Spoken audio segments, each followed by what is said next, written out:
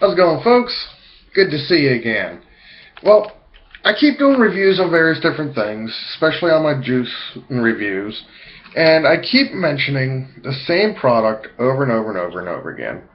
I realized I've yet to actually do a review on it. So we're going to do a real quick review on a product that you've seen me use on pretty much all of my reviews.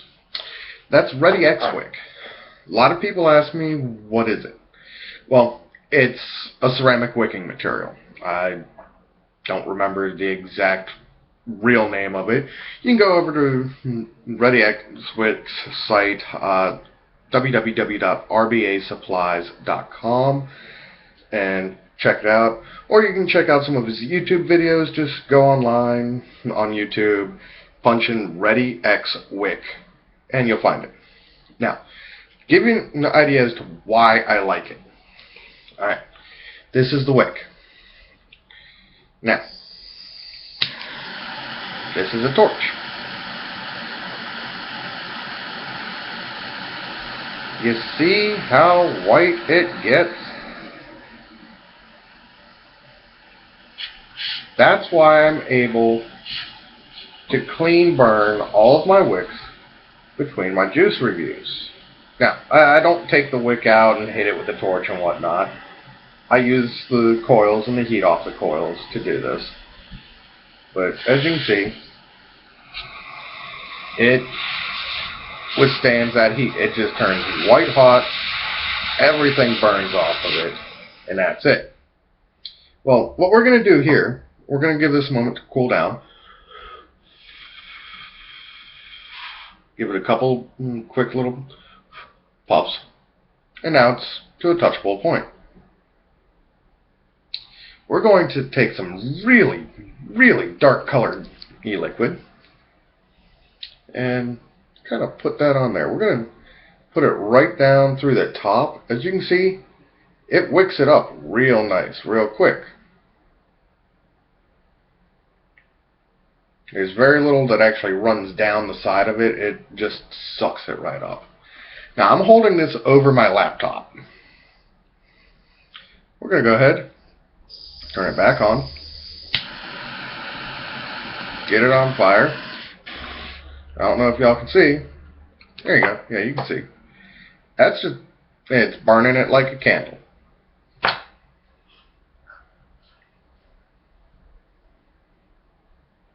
And it's wicking it up. It's sucking it from the base all the way up to that tip. And it's just burning it up like a candle would.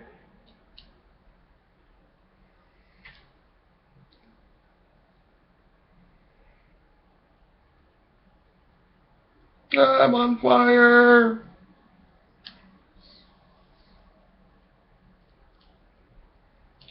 And that's pretty much what happens when I burn clean on my taste testing rig. You know, all that excess juice just gets burned off. And then once that's burnt off, I heat the coils up. I get that wick white hot. Now you'll see that, you know, there's some discoloration, some, you know, a little bit of carbonization from that juice. I can take that torch, use that, and burn all of that right off.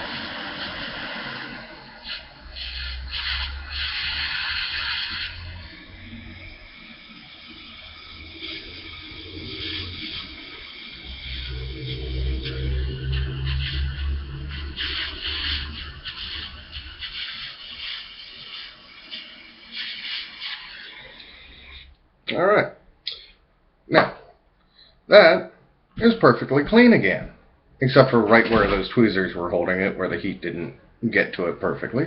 But all I have to do is flip that over, hold it with the other end, and boom, good to go. And again, it's back to a holdable temperature. Now, the way I've got it set up in my taste test rig is I've got twisted 30 gauge Kanthal wrapped directly around the READYxWICK. To do that, you would take something like a, well, you could use a piece of 24 gauge Kanthal, or you can use, you know, a paper clip straightened out, and you shove that right through the center of that X-wick. You know, just like such. You take that, shove it through right in the center. Not the exterior sleeve, but that hollow core center. That hollow core center is one of the things that gives it that good wickability. You know, and just kind of wrap right there by hand. You don't want to do it too tight. You don't want to compress that wicking material.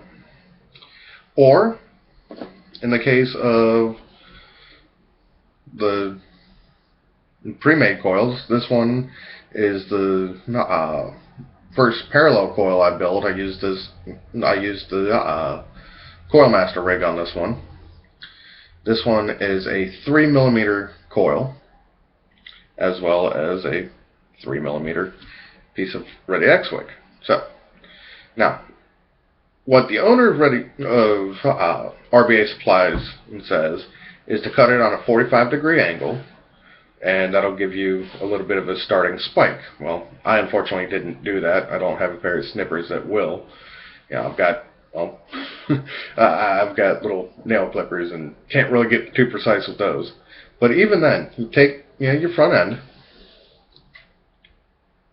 lick your fingers a little bit, like you would for threading the thread through a needle, and you take, kind of get it in there and lined up, and give it a little twist following the spiral of your coil, and it'll get in there, and from there just kind of twist it through. Now, you don't want it to be super tight. From there, you should be able to just slide it in and out, in and out. But, even with as easy as that slides through,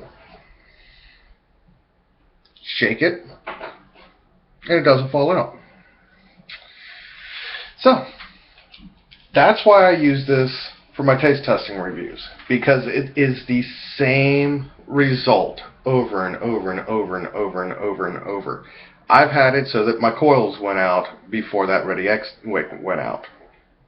I can burn it clean in a matter of seconds and start fresh with a new flavor of juice and not have to worry about contaminating, the flavor from one juice to the next,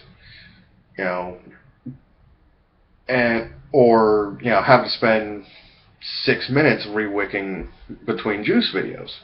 Or if I'm doing multiple juices in one video, can you imagine how long those videos would be? Because I don't do the cutscenes. And on that, I'm going to go ahead and let y'all do some investigating and take a look at that READYxWICK. I like it. It's great stuff. As I've always said, I only ever have one complaint about the READYxWICK, and that it is the harshest dry hit I have ever had. But it lets you know when it starts to get dry, when the taste quality deteriorates, and the